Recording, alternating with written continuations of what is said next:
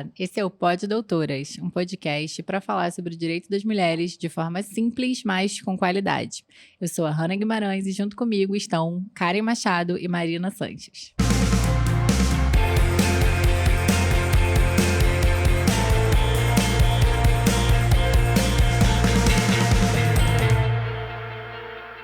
Nesse episódio de hoje, a gente vai abordar novamente a advocacia feminista, porque no nosso primeiro episódio em que a gente falou sobre esse tema, surgiram muitas dúvidas, né? Surgiram muitas sugestões do que a gente poderia abordar mais, uma coisa mais prática, porque a gente falou, acho que uma parte mais teórica, né? Para introduzir, para as pessoas entenderem a forma como a gente atua, né?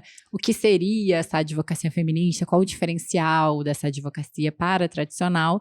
E aí, hoje a gente decidiu falar como que isso funciona na prática, né? No dia a dia, do porquê, como tratar uma advogada feminista, né? Marina, você... Não, então, eu acho que, gente, muito obrigada pelos retornos que vocês estão dando pra gente nas redes sociais, no nosso Instagram, @poddoutoras, no TikTok, @pod.doutoras, e aqui no canal do YouTube, se você estiver no Spotify, né, você tá nos ouvindo. Isso. Mas desde já nos siga. Não esqueça de seguir, deixe seu like. Tudo isso. Então, assim, esse retorno que vocês estão dando pra gente é fantástico, porque a gente consegue cada vez mais aprimorar. Então, o objetivo desse episódio é a gente trazer esse viés um pouco mais prático. E eu levantei várias indagações, né, para as meninas aqui. Então, acho que a gente pode destrinchar melhor o que a gente faz na prática. Isso. Tá, beleza, você é feminista, você atua com perspectiva de gênero, mas o que isso na prática traz de diferencial? Então, assim, já pensei em vários casos aqui para falar, né? Sim. Bom, antes de começar, antes da gente entrar, como a gente vai falar de advocacia feminista, a gente volta a falar sobre feminismo, né? Porque uma coisa tá totalmente relacionada à outra, né? Exato. Então, eu quero introduzir fazendo uma menção ao livro do Salvo Matriarcado, Manual da Mulher Búfala. Mostra pra câmera, da pessoal mãe ver. Flávia Pinto.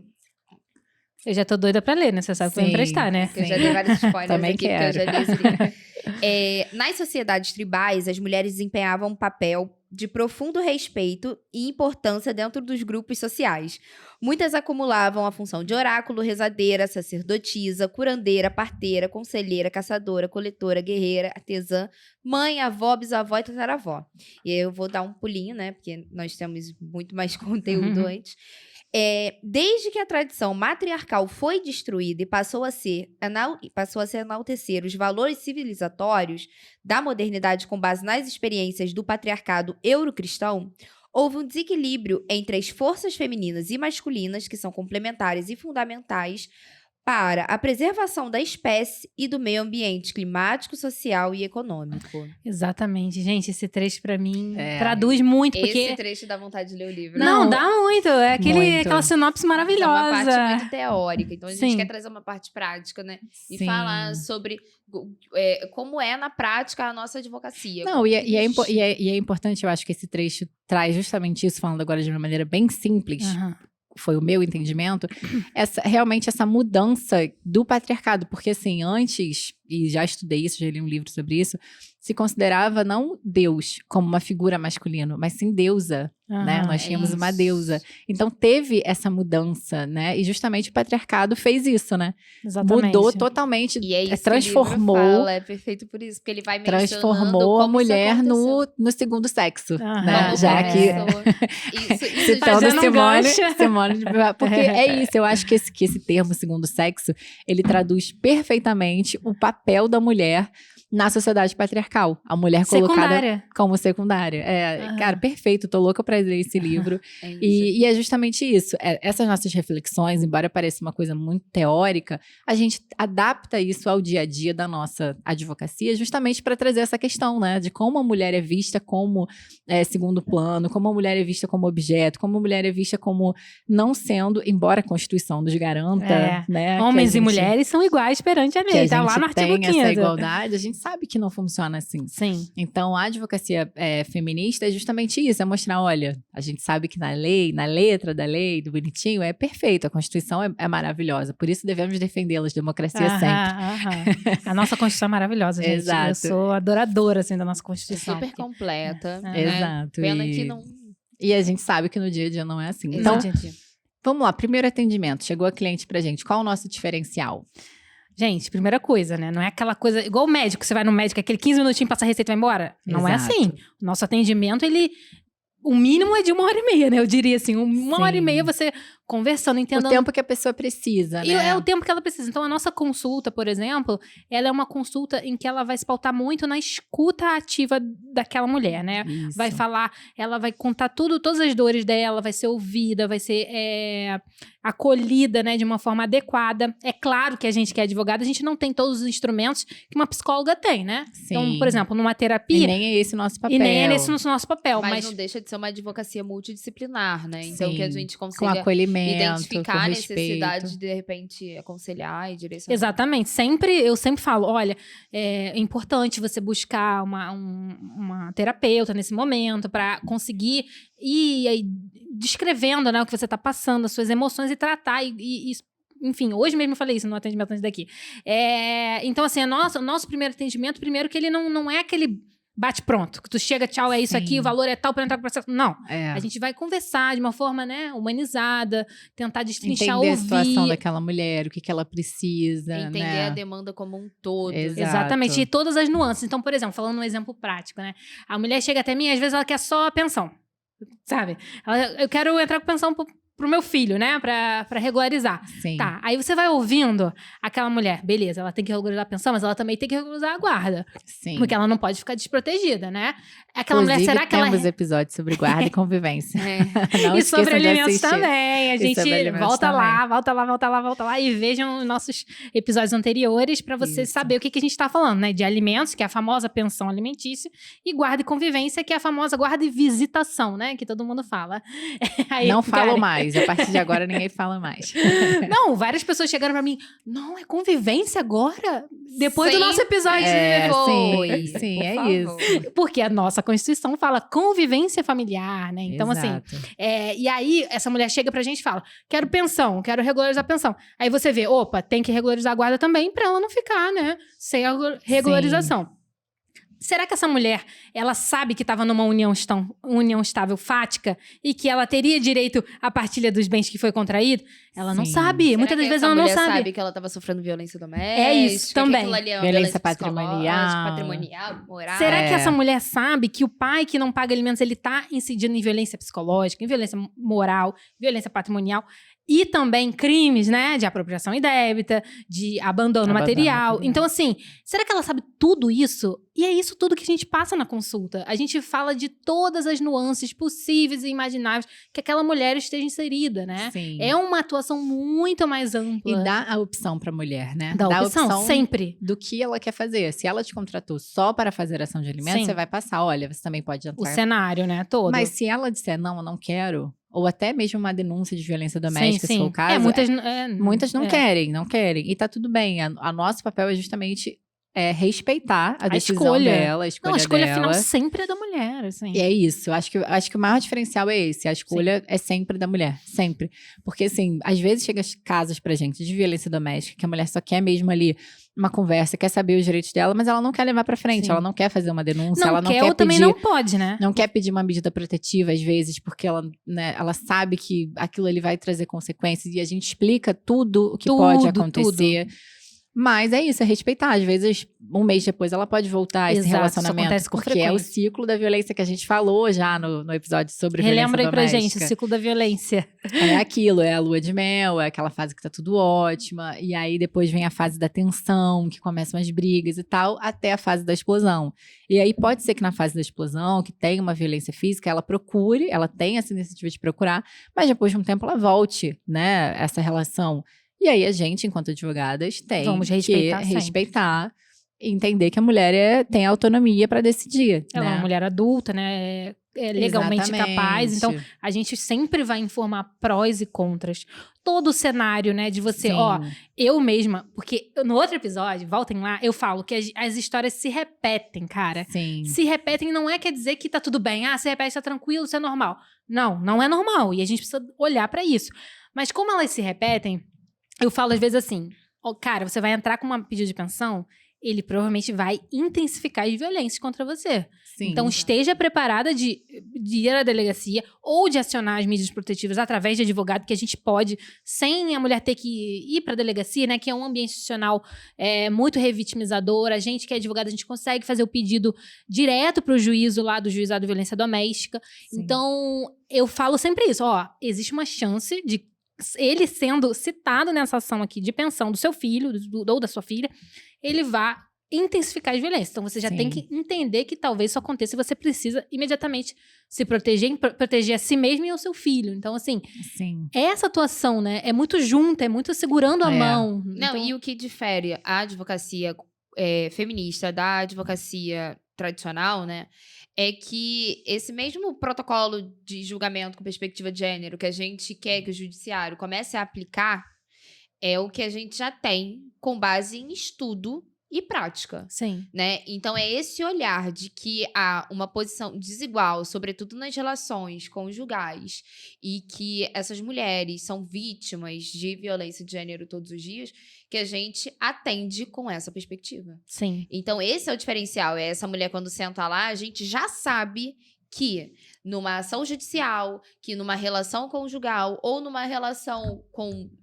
numa relação de emprego, ou numa outra relação, ela pode sofrer violência de gênero. Sim. Pode, sim. E num contexto geral já sofre, né? O ambiente do judiciário. Ambiente institucional de uma forma geral. Exato. Então, a mulher, quando ela senta numa mesa de atendimento de uma advogada feminista, ela já está sendo atendida por uma mulher que já sabe pontualmente que ela vem sofrendo. Sim. Então, esse é o diferencial, não só na tratativa, não só na forma da defesa, né, da propositura da ação. Exato. E tem um caso meu, né, que a cliente chegou até mim e falou assim: doutora, eu consultei com 2 outros advogados, homens, né? Eu também. E eles falaram assim: você tem que tentar fazer um acordo em prol dos seus filhos, sabe? Ele é o pai dos seus filhos, ele sempre vai ser, e tudo mais. Aí eu, não, peraí, tudo bem. Não se respeita, né? Isso. Eu sei que ele é pai do seu filho, beleza. Mas vamos olhar pra isso aqui, o que tá acontecendo? Fala pra mim. Exato. E aí, a gente conseguiu destrinchar. Hoje, ela tem medida protetiva, tá? Por violência psicológica. Muitas das vezes, a grande mídia fala, né? A gente sabe, o senso comum. Não, tem a violência psicológica, você não consegue medida protetiva. Quem disse? Então, como eu disse, né? Como às vezes eu digo que o olhar é sempre é muito voltado pro homem, né? Sim. Ele é o pai de seus filhos. E aí? Então, assim, essa mulher hoje tem medida protetiva. Felizmente, né? A gente sabe que é a nossa árdua luta, nosso trabalho ali impecável nas petições de colocar aquilo ali, que é violência psicológica.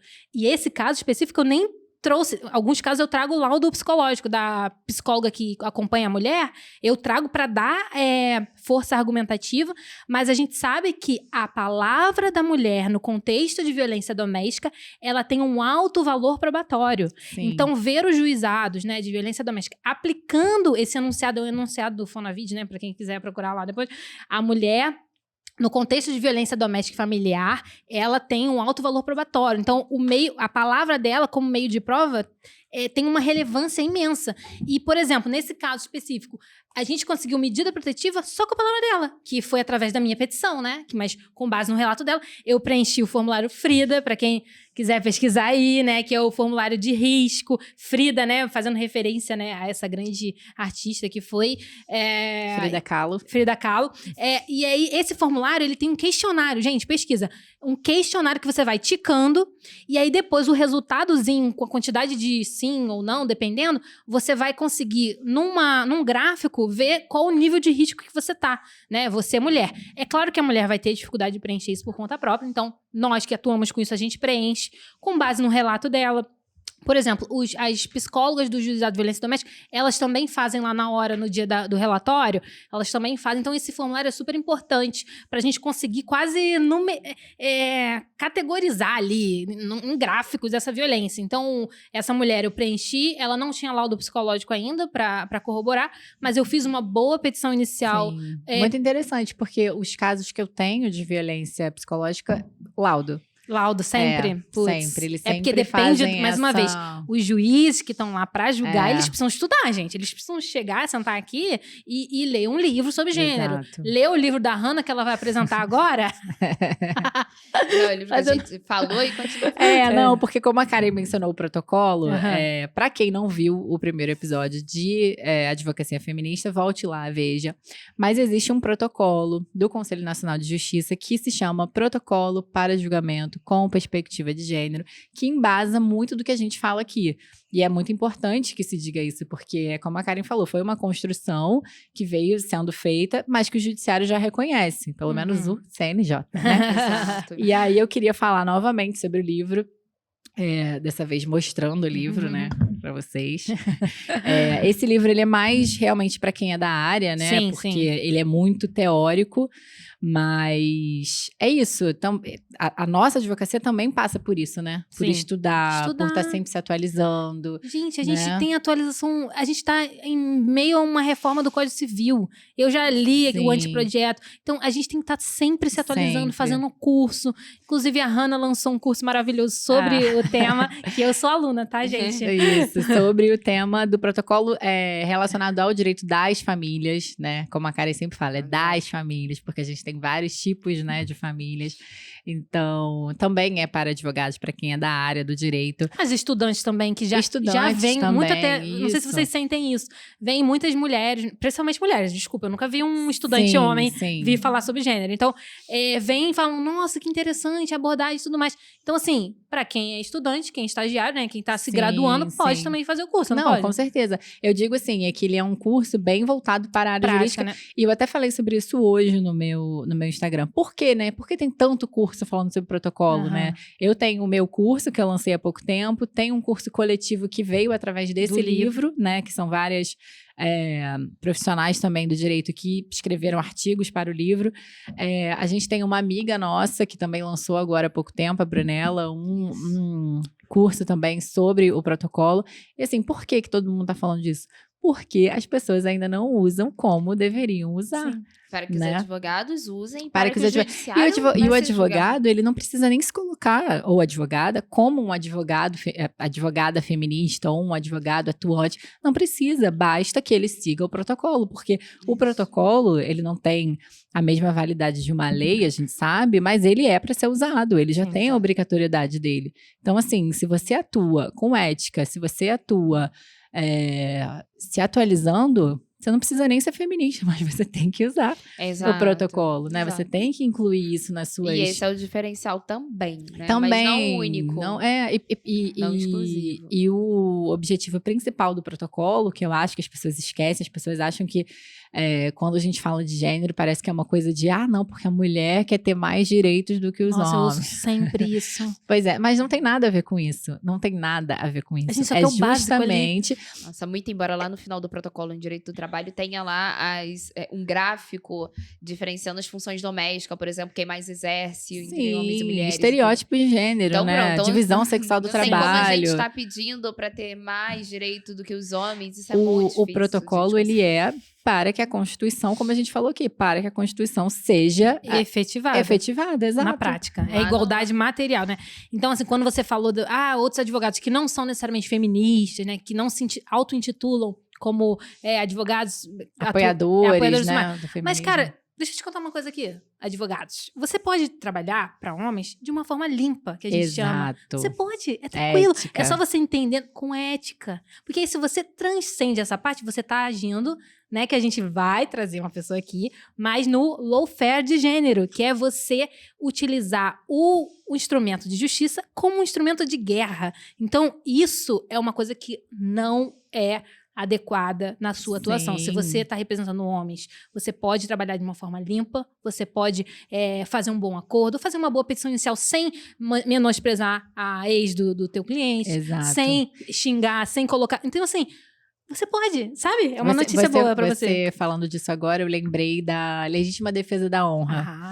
Né? Que também foi uma luta feminista totalmente, né? Pra acabar com essa teoria péssima que se utilizava até pouco tempo de que o marido poderia matar a mulher para limpar a sua honra, né? Como se fosse uma justificativa, sendo que muitas vezes nem se tinha prova se essa mulher realmente tinha traído ou não. E ainda que tivesse traído, o homem teria direito, né? Exatamente, que ele é propriedade, né, dele. Pois é, e aí em recente julgamento o STF determinou a inconstitucionalidade, ou seja, os advogados, eles têm que defender o seu cliente, toda pessoa tem o direito de defesa, do contraditório, da ampla defesa, né, de poder se defender, mas sem utilizar teses que transformam a mulher realmente em um segundo sexo, em um objeto, do tipo, não, ela pode matar, porque...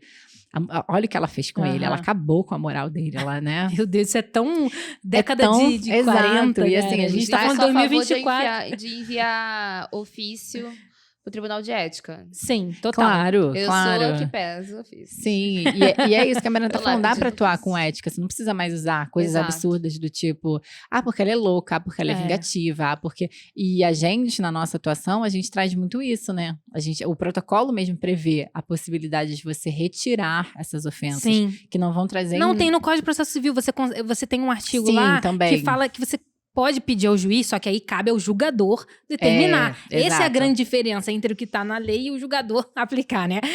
De pedir para riscar e retirar essas palavras ofensivas dentro do processo. O processo não é um ambiente que você pode alegar o que você quiser e pronto. Sem regras. Num outro episódio, a gente fala sobre isso, não sei se foi da Advocacia Feminista, que a gente fala que o STJ recentemente condenou um advogado por colocar nas suas petições ofensas à honra, à integridade moral dessa mulher.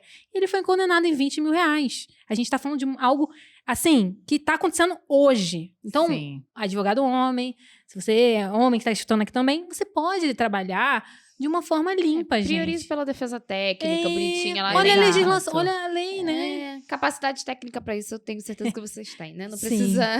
Não precisa baixar o nível, né, digamos assim, né? Exatamente. Mas se você baixar... Aí, né? Estamos preparadas. Estaremos preparadas. Aí você pode sofrer uma infração, uma apuração disciplinar da tua conduta e talvez perder a tua B. Então, beijo, tá? Gente, falar sobre isso me dá uma ranço. Nossa. Que a gente já pensa várias coisas, né? Então, exatamente. E aí, assim, trazendo um pouco, puxando, né, pro nosso lado, tem a questão das teses que a gente traz também. Como a gente falou no outro episódio, se não me engano, foi de alimentos, que a gente fala da teoria do capital invisível investido na maternidade, que a gente fala a questão de precificar também as horas de cuidado da mulher, que a gente fala da sobrecarga materna, né, quando da convivência. Então, tudo isso vem para nossa advocacia dessa forma na prática, né? Faz uma defesa também contra a aplicação da lei de alienação parental. Exatamente. Entendeu? A advocacia feminista também faz essa diferenciação, né, gente? Porque vamos abordar melhor sobre esse assunto, né? Que é um assunto que a gente precisa de um episódio inteiro para poder falar a respeito. Mas nós não fazemos uso da lei de alienação parental. Jamais. Nós não acreditamos nessa síndrome de alienação parental, né? A gente sabe que os conflitos familiares, eles são muito maiores do que você simplesmente dizer que um ou outro faz alienação parental. Exatamente. Né? E a gente sabe que a lei, só falando brevemente, pra gente também não se estender, porque a gente gosta desse assunto. A gente sabe que a lei, ela é usada para criminalizar mulheres, né? Pra deixar mulheres reféns. De não pode fazer isso, não pode fazer aquilo, tudo é alienação, tem medo de falar, tem medo... Então, assim, é uma lei que a gente realmente não utiliza na nossa prática e tem também os mecanismos para combater essas alegações, né? Exato. Então, é isso. Então, e uma coisa também que eu acho muito importante a gente falar, por que a gente cobra? Né? Porque como a gente tem polêmico, porque, não, se a gente trabalha com mulheres, a gente tem que ter sororidade, né? A gente tem que ter empatia. Eu acho excelente. Eu tenho empatia. Porque a Marina tem umas questões de precificação que são legais também. Ah, o quê? Nem lembro. Ah, verdade. Corta. Eu fiquei, não, fiquei aqui. Não. Ué. Não, então, vamos lá. Só porque a gente é feminista, a gente trabalha com mulheres, não quer dizer que a gente não tenha boleto para pagar, Exato. Não é? Exato. Então, eu acho muito importante a gente trazer isso, porque assim, é isso, a gente tem...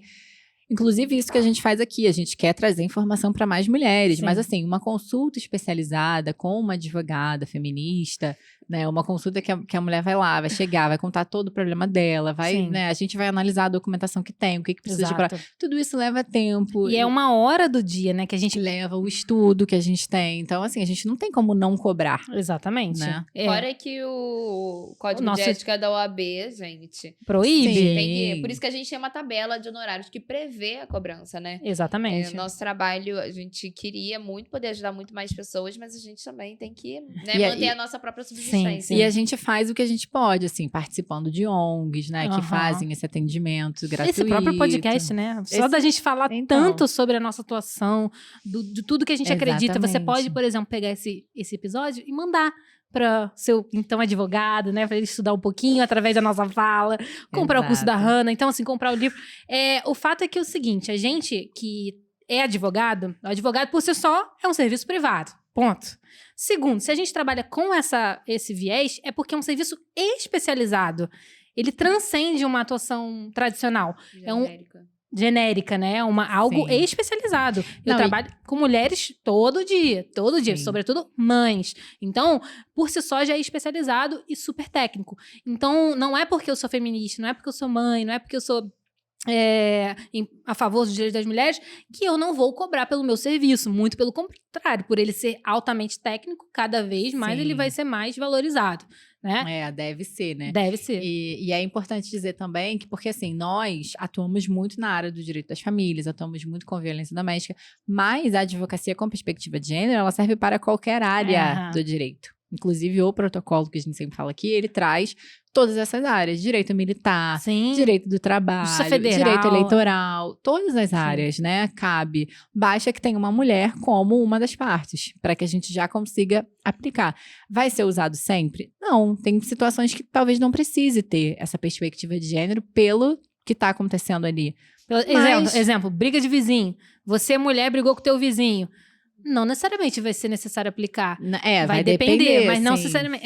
Não necessariamente. Se for uma coisa paritária, uma briga de trânsito, algo assim, que você, né, que por si só não tem uma desigualdade que o judiciário precisa olhar ali, pode ser que você não precise. Então, a gente está falando de cenários que precisam ser avaliados de uma forma técnica, preferencialmente numa consulta jurídica. Sabe o médico que você vai lá, faz uma consulta, ele faz uma anamnese, ele te faz perguntas? É exatamente isso que a gente faz na consulta. Então, a gente falou bastante aqui do primeiro atendimento, né? Como funciona.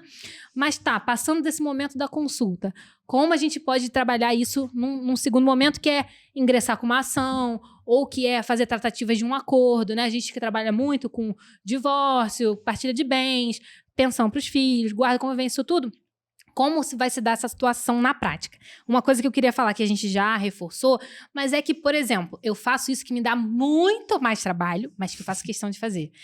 Se eu fui contratada, a gente fechou lá um contrato de prestação de serviço e eu vou te representar para negociar um acordo, as minhas minutas sempre vão passar para você primeiro. Eu não vou mandar para a parte contrária primeiro. Você vai ler, a gente vai construir junto. Eu faço uma reunião, a gente vai batendo ponto a ponto pra gente construir junto, porque é a sua vida, é o seu direito, é o direito do seu filho. Então, para mim, não tem nada mais assim importante do que você participar ativamente desse processo de negociação, sabe? De tudo, de cada passo. Concordar com tudo. Concordar. E pra gente também é ótimo fazer acordo, assim. A gente prefere sempre ir pro acordo. Quando ele é possível, né? Muitos falam que a gente que é advogado feminista, acha que a gente é beligerante, no sentido de a gente quer ir pra guerra sempre, a gente quer meter processo. Intransigente é meu elogio favorito. Eu adoro quando se chama de intransigente. É um elogio, né, cara? Nossa, eu me sinto muito feliz quando eu transigente. Nossa, já acordei sendo elogiada hoje. Exatamente, não é, né? Não. Todas as situações que a gente conseguir fazer um acordo, desde que respeite a vontade dessa mulher, desde que seja benéfico para essa mulher, que a gente vê muito isso, assim. Eu agora tô com um caso recente que o ex-marido tentou fazer um acordo com a mulher e falou, não, a gente usa a minha advogada, não precisa. Aí que mora o perigo, gente. E aí ela me contratou, a gente fez uma consulta, ela me mandou a minuta que ele tinha mandado, a advogada dele tinha mandado, e aí eu falei, olha, mas e se tal situação acontecer, como é que vai ser? Porque não tá sendo previsto isso aqui no acordo. E tal situação, como é... Então, não, assim... essa análise, ela consegue... Às vezes, a gente consegue fazer numa primeira consulta. Sim. E não só por isso, né? E também, eu sempre falo, quando eu vou falar sobre consultoria, que eu vou passar valores e tudo mais, eu já explico, olha, esse primeiro contato não é só pra você me contar a sua demanda, é pra você também me conhecer. Porque eu vou estar eu vou estar cuidando ali da sua demanda, da demanda da sua criança. Sim. E são coisas que vão impactar muito na sua vida. Então, muito embora eu fale pra você que eu sou especialista no assunto, você precisa ver que eu tenho conhecimento técnico pra isso. Me conhecer e confiar no meu trabalho. Então, é importante pra isso muito também, pra importante. analisar a documentação, pra conhecer. Porque eu falo para minhas clientes, elas me chamam de amiga. Elas nunca me chamam de advogada. Eu falo que a gente entra no laço de amizade, assim. É de confiança, íntimo, de confiança mesmo. Quando elas falam tem assim, que existir amiga, confiança, bom dia. respeito. Aí pronto. Agora a gente tá íntima de verdade, diga. Exatamente. Não, estreitamos os laços, agora você confia 100% no meu trabalho. Sim. E quando, voltando, né, que a gente tava falando um pouquinho da parte do processual, mas na consulta, eu, pelo menos, né, e a gente já trocou ideia sobre isso, na consulta eu consigo fazer um valor acessível. Porque a consulta, eu não vou fazer o seu processo, fazer a sua demanda. Então, se eu tenho um objetivo, inclusive com esse podcast, inclusive com as minhas consultas sociais, o objetivo é passar informação de qualidade para a mulher, eu consigo hoje fazer consultas em valor social, né? Não é o melhor? Não é o melhor. Você vai ter menos tempo comigo? Sim, porque eu também estipulo um tempo mais reduzido. Eu não vou ficar 3 horas com você. Eu vou ficar menos tempo. Mas mesmo assim, você vai sair ali com todas as soluções jurídicas para o teu caso, de uma forma, né, especializada, técnica e tudo mais. Então, é isso que a gente queria puxar, né? Porque eu copiei. Copiou? É bom, né, cara? Nossa, porque você atua e você não se envolve a ponto de ter que fazer um processo. Exato. Né? E aí, a partir dali, a mulher vê se ela consegue ou não contratar aquele serviço. Sim. Ou vai, por exemplo... Ou vai pra Defensoria Pública já informada. Toda encaminhada. Exatamente. Pra mim, assim, é a verdadeira essência de trabalhar com isso, né? Não, mulher. E eu acho importante aqui trazer um tema um pouquinho problemático, que é, pensem bem nas ONGs onde estão buscando ajuda jurídica, sabe? Porque eu vejo mais ONGs grandonas, assim, pedindo para advogadas e advogados prestarem um serviço gratuito. Ou psicólogos, outros profissionais, né? Prestarem um serviço gratuito. E às vezes não é um serviço especializado. A gente tá falando também de profissionais que também precisam ser remunerados. Sim. Sabe? De ONGs que conseguem remunerar, de repente. Então, não, depender. Vai vendo, né? Faz uma pesquisa mesmo. Será que é ali mesmo que eu consigo entender o meu direito? Porque senão vai ser a mesma coisa. Procurar um advogado que vai virar pra você e falar pra você que é melhor você pensar nos seus filhos. Nossa, essa mulher chegou, inclusive, super revitimizada. Ela já tava descrente que ela conseguiria buscar os direitos dela, entendeu? sabe? Isso é muito comum. E ver depois o olhar dela de esperança, do tipo, caramba, você tá dando voz ao que eu tô sentindo. Caramba, o que eu tô sentindo é violência psicológica. E aí você fica, gente... Pra mim, óbvio, é tão óbvio, né? Mas pra ela, foi a primeira pessoa que acolheu ela. Então, assim... A gente chega e fala, olha, eu sei que você tá se sentindo constrangido, oprimida, não sei o que. Ela, eu tô mesmo. Sim. É isso, eu tô realmente... que uma advocacia normal, né, padrão, não vai enxergar esse lado. Só vai falar, é ação de alimentos, então tá, preenche aqui, documentação é essa e pronto. Infelizmente, nosso episódio vai ter que acabar. A gente poderia também falar horas aqui sobre isso. É a forma que a gente atua, é a forma que a gente se entende enquanto advogadas. A gente acha muito importante sempre bater nessa tecla, advocacia feminista, advocacia com estudo, com capacitação. Se você ficou com alguma dúvida ainda, se você quer trazer um feedback pra gente, pode deixar nos comentários. Se você tá ouvindo a gente pelo Spotify, não esquece de seguir, de deixar o seu like. Siga a gente aqui no YouTube, inscreva-se no canal, deixe seu like. Siga a gente no Instagram, PodDoutoras, TikTok, pod.doutoras. E é isso. Considerações finais, meninas? Bom, tem. Então, já quero parte 3. Eu tenho um monte de coisa pra falar. Eu acho que a advocacia feminista a gente vai destrinchando ao longo dos episódios. Porque a gente tá sempre batendo um pouco na tecla, voltando, reforçando. E atualizando, e trazendo questões. Exato. Então é isso. Até o próximo episódio. Tchau, tchau.